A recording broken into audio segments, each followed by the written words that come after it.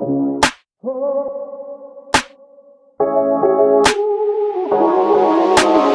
hello everyone, and welcome back to the Other Three Podcast. I'm Nikos. I'm Kavika. And I'm Gannon, and today we'll be talking about Pleasantville. Count with me, everybody. 1, 2, 3, and off we go! Okay, so we're going to start with our 60-second review. As usual, this time Nikos will be doing the review. We're going to start the timer in... Yep, get the timer ready. In 3, 2, 1... Go. Pleasantville's a pretty crazy movie. In the beginning of the movie, we got two guys. They're not two guys, they're a guy and a girl, but they're fighting over that TV remote. They're like, oh boy, oh boy, oh boy. They're right next to the TV, though, and then suddenly, boom, they're inside of that TV in this crazy show called Pleasantville, but it's black and white. Somehow they don't immediately notice that they're in a black and white world, and they're like, oh no, what's going on? And then the man from the TV says, oh, I've been waiting for someone like you. And then he says, oh boy, I want to go home. But the man in the TV, he says, no, you're not going home. And then they have to live out in this world, and they're going about their day, and they're talking about everything. And suddenly this lady starts introducing crazy stuff to the boy in town. And suddenly everything starts to get colorful. But they don't like colorful, because that's racism. And then they're trying to make everyone love color. But they do segregation instead. Eventually, though, they take him to the courtroom and say, oh boy, you're angry at me, you want to kill me? And then the mayor of the town says, oh, you got me there. And I think that's the end of my 60 seconds just about. That's impressive. Did you see the timer? It was supposed to be exact. Dang it. Huh? Yeah, You had a second left. Dang it. You sort of could try, but like... We were supposed to cut you off. Before we start talking about random things, we need Kavika with our usual disclaimer. Oh, yeah. Okay. This video contains uncensored content. Please view with discretion. This is audio. Oh. This audio. You're welcome. Okay. Please hear at your own discretion. Please view with your ears. If there are any children present, either dispose of them or relocate them at this time.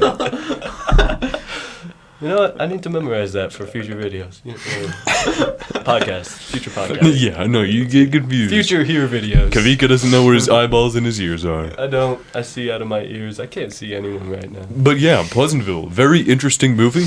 It obviously I described it a little bit, but it's very interesting. It's confusing to a lot of people because there's definitely a few different plot points going on which are contributing. There are a couple of different mysteries to be solved as people are suddenly becoming colorful, or if you weren't becoming colorful, becoming racist. So that's true. Yeah, they added racism in as soon as people started getting colored. Yeah. Actually, the wife got worried about that one. She hid her color. I didn't even know that was possible. I don't think it typically is in real life. Yeah, she used black and white makeup, which I don't think they make. Wait, they probably make. I mean, they make black and white makeup, but I don't think they make makeup that makes you black and white, like the film. Okay. Well, back to the points that we're supposed to be talking about, I guess. I liked about Pleasantville that, I mean, just the storyline. It was pretty. I don't know. It was engaging. It was pretty interesting. I thought it was interesting that the main character, lady, who was, the lady, ended up being, like, changing completely around, as well as David, the main character, also changed pretty significantly from his original preppy, like, I don't want to change anything, to now he's, like, a riot starter. Yeah, I think it's interesting how the two main characters kind of had oppositional character arcs, where you start off with the sister, whose name I can't remember. I can't remember her name either. I don't know. The sister. The Mary Sue. Yeah, was her Mary name. Sue. Yeah. I just know her as like the no introducer. The no introducer. That's one way. But it's interesting because she starts off as this lady, which is a no introducer. And right. She's coming to town only with the goal of, oh boy, I see a cute boy. Let's take him to the car and bang our heads together. And, and at the end of the movie, she's like, all right, I'm off to college, brother. Yeah. And then she does. She's like, leave me in the show. And he does. Which is interesting because there's kind of a plot hole there.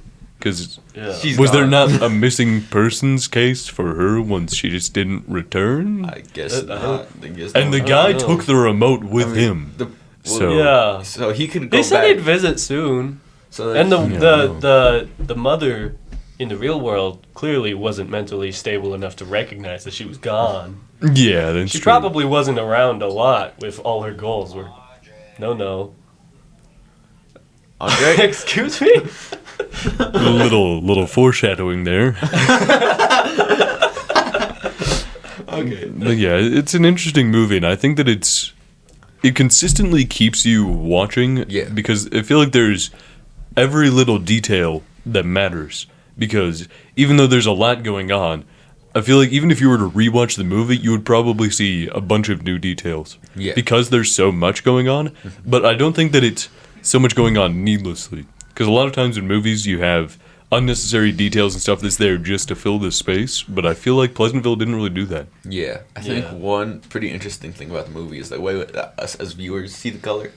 At first, like when we're first introduced to it, we all see it as a bad thing, and we can't really view it as anything else. But then I think like a major turning point is when main character's name, I can't think of it. David? David. When he shows the art book to the shop owner, and when like that scene of him just like viewing color as a beautiful thing used for art and stuff, I think that was a pretty major turning point. Like him talking about how lucky people are to see it, and oh man, sorry, I got a little off topic for some reason.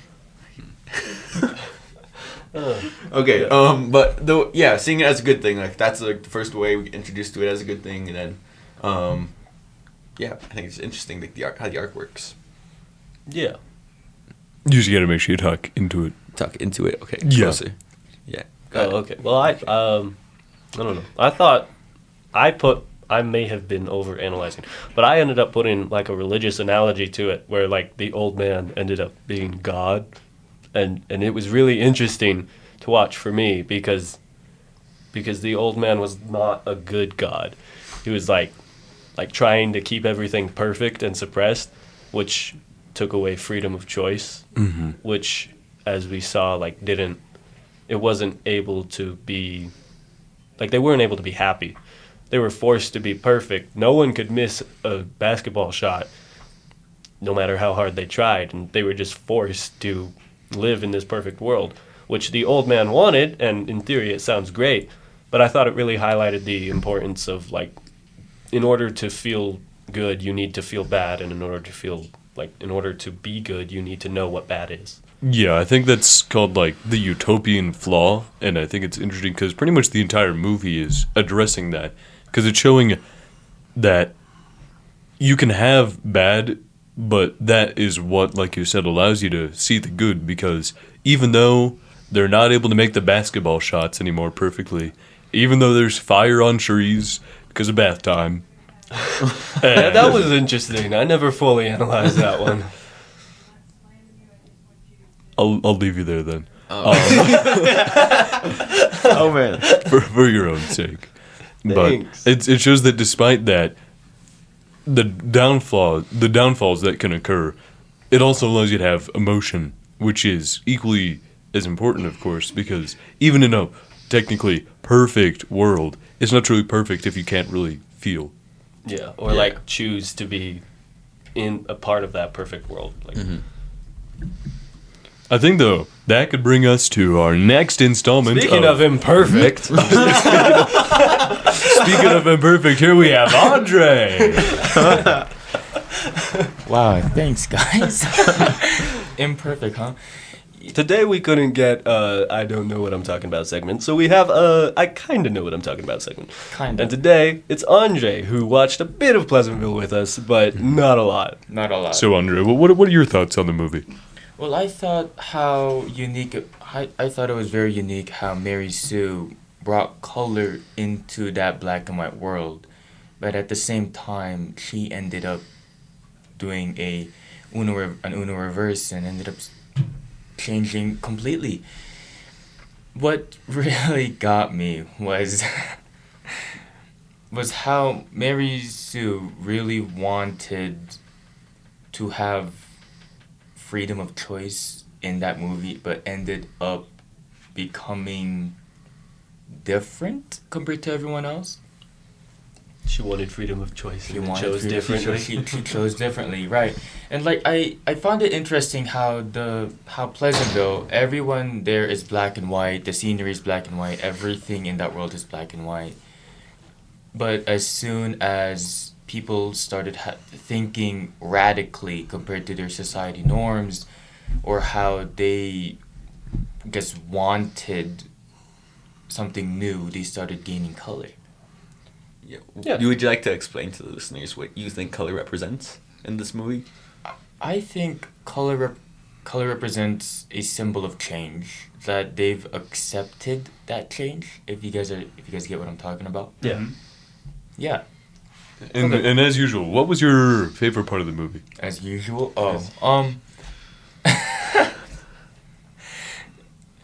I wouldn't say favorite part, but the most awestruck part would be the scene where Mary Sue and her date went to Love Lane. If I remember, that was what it was called.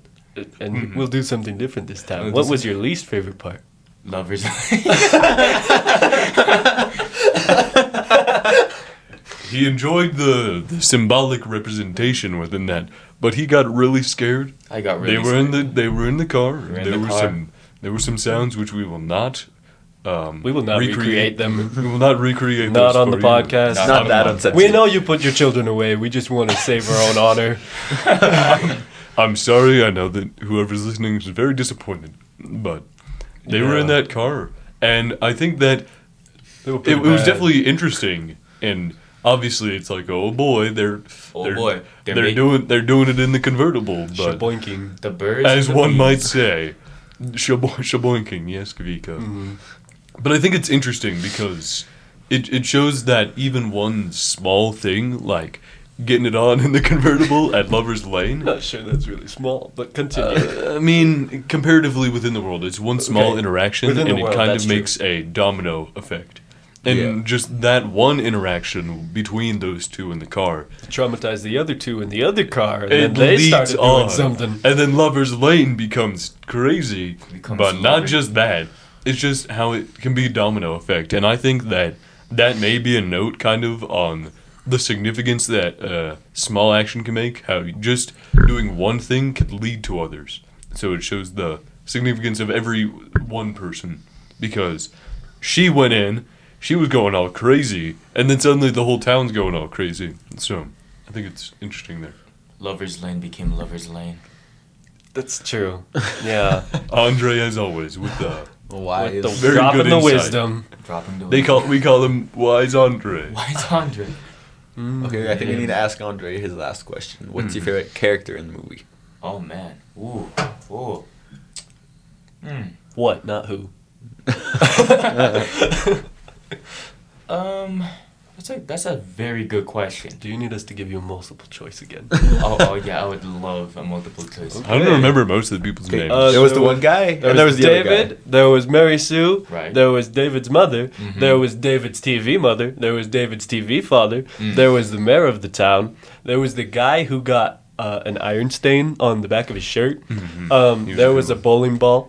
Bowling ball. Yeah. Singular. There was Mary Sue's friends who I can't remember their names, but there were three of them. There was three We'll of just them. call them the three friends. So if they're your favorite characters, you can just say that. We had Mary Sue's boyfriend. Mary we had Sue's boyfriend, David's girlfriend. who was David's Skip. girlfriend. His name was Skip. Yeah, His name was Skip. yeah. His name was Skip.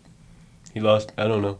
You know, I think it's interesting because we're referring to David as his real life name and Mary Sue as Because Mary we can't Sue. remember her. I don't other remember. name. She lives inside of the TV world now, so That's for all intents and true. purposes, There she was is Mary Mary Sue's Sue. child at the end of the movie. What? What? That was in a montage. That She was was- walking a child across the street. I think it was supposed to be like her future ended up being really good in the world. Did I miss I that? didn't see that.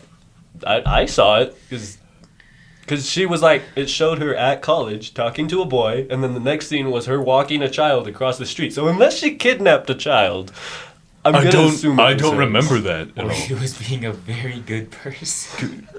Did you? I didn't see that. No, I I believe didn't it. even see her talking to the boy at college. I This is didn't news either. to me. Was is this a like spoiler. during the credits? Did you guys? We leave all left at early the or same something? time. No, we all left with you. We left together. Well, Lincoln left early. Well, yeah, but we're not Lincoln. Yeah, you're not Lincoln. That's. Oh, sorry, we should have come up with a code name for that one. Little boy mouth. Little boy mouth left. Viewers, if you're listening, you're now under my hypnosis. You heard nothing. There is no Lincoln.